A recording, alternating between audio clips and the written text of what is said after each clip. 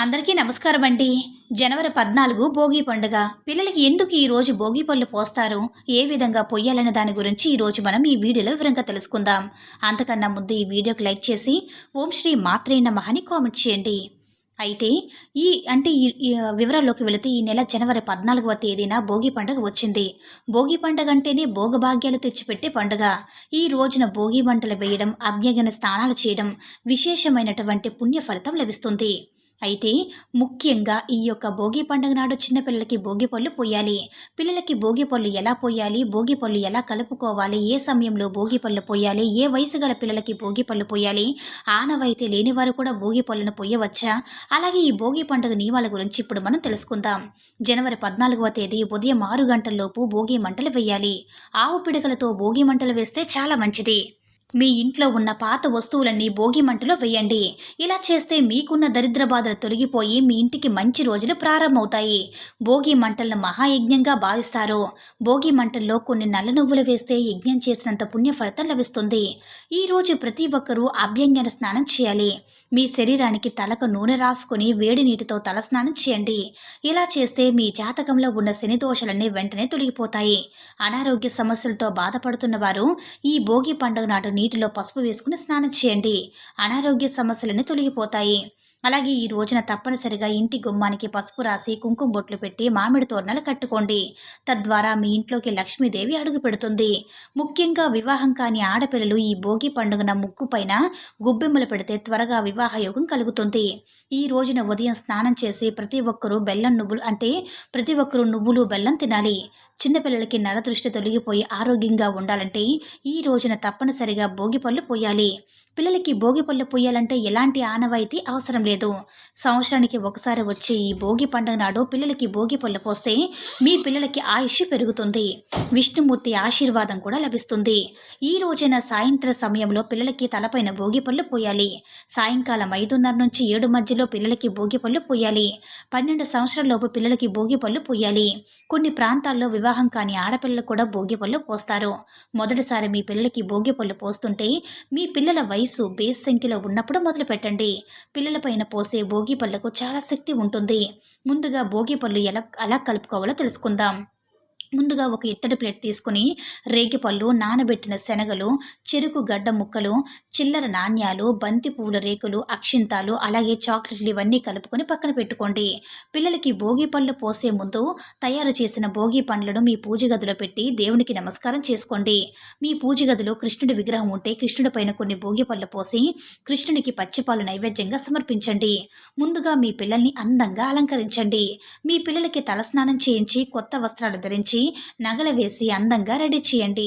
మీ పిల్లలను తూర్పున కూర్చోబెట్టి ముందుగా తల్లిదండ్రుల పిల్లలకి గంధం రాసి కుంకుమ బొట్టు పెట్టి చేతి నిండా భోగి పండ్లు తీసుకొని మీ పిల్లల తలపై చుట్టూ 3 సార్లు తిప్పుతూ దిష్టి తీస్తూ పిల్లల తలపై భోగి పళ్ళు పోయండి. తర్వాత అక్షింతలు వేసి హారతి ఇవ్వండి. పిల్లలపై భోగి పళ్ళు పోసేటప్పుడు శ్రీకృష్ణాత్పరమస్తు అనే మంత్రాన్ని చదువుతూ భోగి పళ్ళు పోయాలి. ఈ విధంగా ముందుగా తల్లిదండ్రులు భోగి పళ్ళు పోసి ఆ తర్వాత మీ ఇంట్లో ఉన్న మిగతా పెద్దవారు కూడా ఇదే విధంగా భోగి పండ్లు పోయాలి. మీరు ఇంటికి 5గురు ముత్తైదులను పిలిచి వారి చేత భోగి పళ్ళు పోయించండి. ముత్తైదులకు తాంబూలం ఇచ్చి పంపించండి. ఈ భోగి పళ్ళు కార్యక్రమం పూర్తయిన తర్వాత కింద పడిన భోగి పళ్ళు మొత్తం తీసి వాటిని ఎవరూ తొక్కని ప్రదేశంలో పడవేయాలి. కింద పడిన భోగి పళ్ళని ఎవరూ తినకూడదు. ఎందుకంటే పిల్లలు ఉన్న దిష్టి మొత్తం కూడా పోవాలని పిల్లల తలపై భోగి పళ్ళు పోస్తారు కదా, కాబట్టి దిష్టి తీసిన భోగి పళ్ళను తినకూడదు. ఇక కింద పడిన చిల్లర నాణాలు తీసి ఎవరికైనా పంచిపెట్టండి. ఈ విధంగా చిన్నపిల్లలకి భోగి పండ్లు పోస్తే మీ పిల్లల భవిష్యత్తు బాగుంటుంది. మీ పిల్లలపై దేవతల ఆశీర్వాదం కూడా ఉంటుంది. పిల్లల తలపై బ్రహ్మరంధ్రం ఉంటుంది కదా, కాబట్టి పిల్లలకి భోగి పండ్లు పోస్తే చిన్నపిల్లల జ్ఞానం పెరిగి తెలివితేటలు పెరుగుతాయి. ఈ పండుగ నాడు పసుపు రంగు వస్త్రాలు కానీ ఎరుపు రంగు వస్త్రాలు కానీ ధరించాలి. ప్రతి ఒక్కరూ తలస్నానం చేసి కొత్త వస్త్రాలు ధరించాలి. భోగి రోజున తలస్నానం చేయకపోతే ఈ సంవత్సరం అంతా నర పీడకలు వెంటాడుతాయి. అయితే ఈ రోజున పొరపాటును కూడా నలుపు రంగు వస్త్రాలు ధరించకండి. ఉదయం స్నానం చేసేటప్పుడు నీటిలో రేగిపళ్ళు వేసి స్నానం చేస్తే నరదృష్టి దోషాలన్నీ తొలగిపోతాయి. ముఖ్యంగా సాయంత్రం సమయంలో మీ ఇంటి గుమ్మం బయట 2 దీపాలు వెలిగించి లక్ష్మీ అష్టోత్తరం చదివితే మీ ఇంటికి విపరీతమైన ధనాకర్షణ పెరుగుతుంది.